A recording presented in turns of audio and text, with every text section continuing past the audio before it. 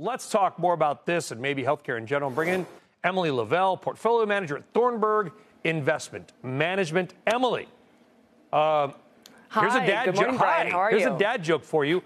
What do you and your team see in this contact lens maker? Yeah, absolutely. I was wondering what the mystery chart was going to be too, but and this is you gave us the chart, Emily. You gave us the chart. Happy to talk about contact lenses, and I think it actually dovetails really well into the discussion you were having earlier with your previous guest about China. You know, we are fundamental growth investors.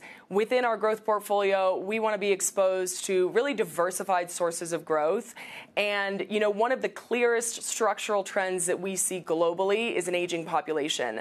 As the population ages, the demand for cataract surgery, the demand for contact lenses increases across the world. And, you know, China, the United States, Europe, these are trends that we see sort of across the world. So as international growth investors, you know, it's a clear area of focus for us, no pun intended.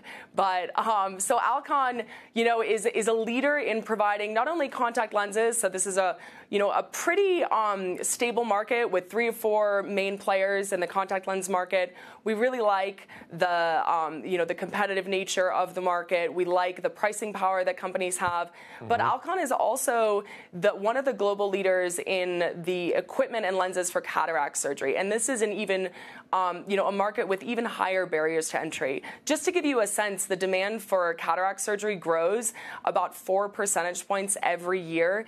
And that's simply because of the population that's aging into cataracts. Everybody is going to get cataracts in their life if they live to, 65, 70 years old. So that's really the reason that we like Alcon as an investment. We think it's a good, steady grower.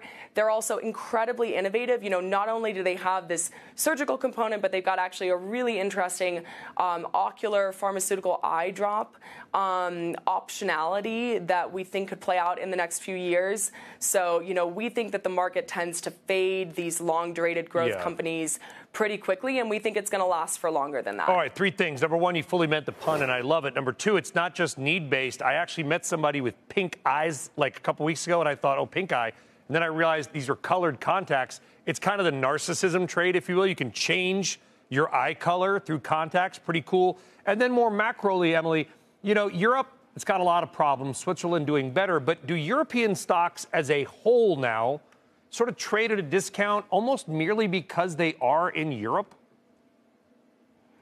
You know, the discount that we see between the S&P 500 and, the rest of the world has been present for many years. And you're right to say that part of the reason for that is just because growth outside of the U.S. has been slower. And so some of that discount is warranted. However, we can selectively find really interesting and world-leading companies outside of the United States. You mentioned Europe, for example. You know, there we find leaders in the semiconductor space. We find leaders in healthcare.